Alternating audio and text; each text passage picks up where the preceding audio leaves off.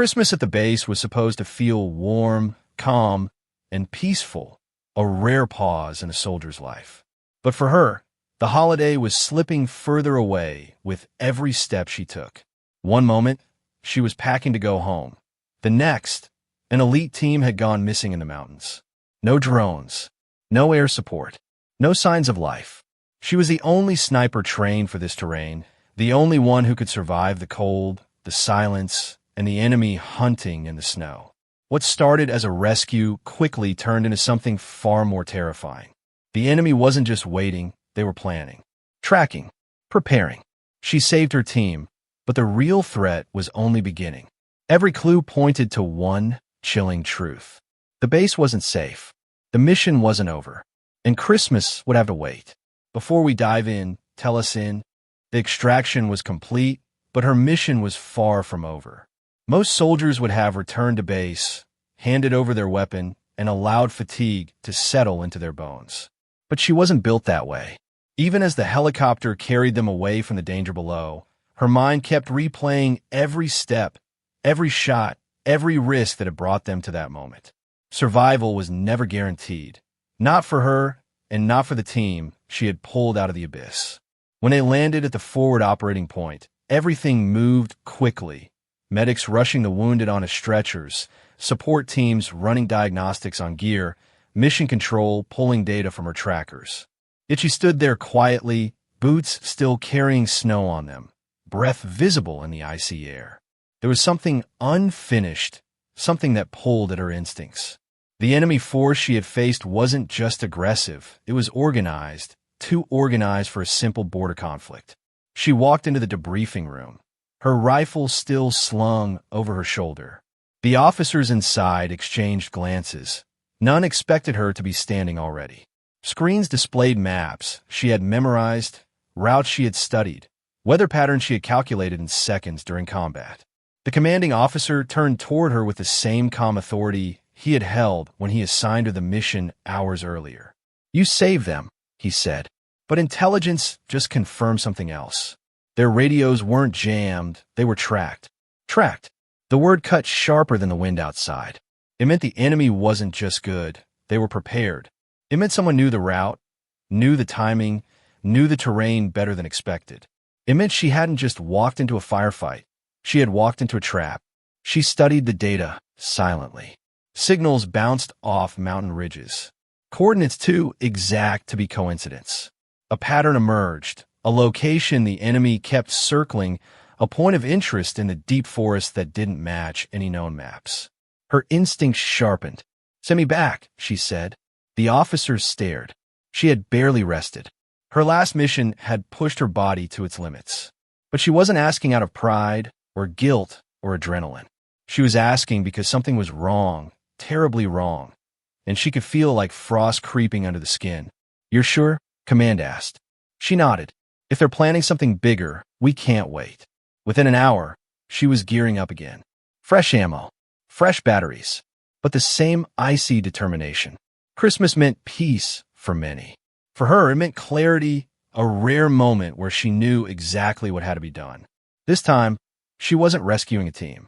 She was preventing whatever enemy plan had taken shape beneath the snow-covered trees. And as she stepped toward the helicopter once more, she whispered into the cold air, "This isn't over." Snowfall had grown thicker by the time she returned to the drop zone. What had been a narrow trail just hours ago was now buried beneath fresh layers of white. The forest looked peaceful, harmless almost, but she knew better. Snow didn't just hide footsteps, it buried intentions. Yet she moved with confidence, her senses sharpened from years of training and instinct honed by experience. Every branch overhead felt like it carried a secret. Every gust of wind sounded like a whisper. She lowered her stance, scanning for patterns. Snow might conceal, but it couldn't erase everything. She spotted subtle depressions, barely visible. Someone had moved through here recently. Not many. 2, maybe 3 individuals. Their stride was steady, unhurried. Professionals. She followed. Hours passed in silence. Her breath turned into mist. The forest thickened around her, branches closing in like skeletal arms. but the tracks led somewhere deliberate. And then she saw it. An abandoned forward bunker camouflaged under fallen trees and ice. The structure was old, long forgotten by official maps, but someone had revived it. Smoke residue at the air vent. Footprints circling the perimeter. A discarded ration pack not from her side. She crouched behind a mound of snow and watched. Patience was her weapon. Minutes turned into half an hour. Then finally, movement. A man stepped out, equipped with winter gear, carrying equipment far too advanced for an average border fighter. Two more followed, each scanning the tree line with military precision. Their clothing bore no insignias. Their rifles were custom-built. Their formation too disciplined. Not rebels. Not opportunists. Contractors? Covert operatives? She steadied her breathing, letting her heartbeat slow. She didn't pull the trigger. Not yet. She needed understanding, not a corpse. Then, the one in front spoke into a communicator. His voice was faint, but the message carried enough weight to send a chill deeper than the cold. Phase 1 complete. Tracking beacon planted. Movement confirmed. Secondary strike team ready. Her jaw tightened. Tracking beacon. That meant the rescue was just step 1. The enemy hadn't failed. They had succeeded. They wanted the rescue team to survive. They wanted extraction. They wanted something to follow them back. Her blood ran cold. She slipped backward into cover and activated her secure comm static. The storm was killing her connection. She had maybe seconds, minutes at best, before the enemy returned inside. She needed proof. She circled the bunker silently, her steps merging with the wind. A small device was hidden beneath a snow-covered crate. A beacon transmitter syncing with an unknown network. She photographed it, logged its frequency, disabled it, but didn't destroy it. Then she heard crunching behind her. She spun, rifle raised. One of the operatives stood there, eyes widening, hand reaching for a sidearm. Her shot was silent but final. The forest swallowed the sound. She moved fast, disappearing before the other two emerged. They shouted, searched, spread out. But she was already gone, carrying information that could change the course of everything. This wasn't a rescue anymore. It was the beginning of something much larger. By the time she reached the extraction ridge, the storm had strengthened to a brutal white curtain. Wind whipped across her face, sharp as glass. Communication remained spotty. Only fragments of her messages reached command. She transmitted the warning again and again, hoping at least one would break through. Enemy, tracking, infiltration possible, do not let. Static swallowed the rest. She needed altitude. The ridge ahead rose steep and hostile, rocks slick with ice. She holstered her rifle and climbed, fingers numbed against frozen stone. Each step demanded balance, precision. One slip would send her crashing down into darkness. At the top, she scanned the valley below. The abandoned bunker glowed faintly from lantern light. The two remaining operatives gathered near the entrance, arguing. Their frustration was evident. They knew someone had been here, and they knew she had taken something important. She didn't linger. Her eyes lifted to the distant horizon where the base lay hidden beyond mountains and cold.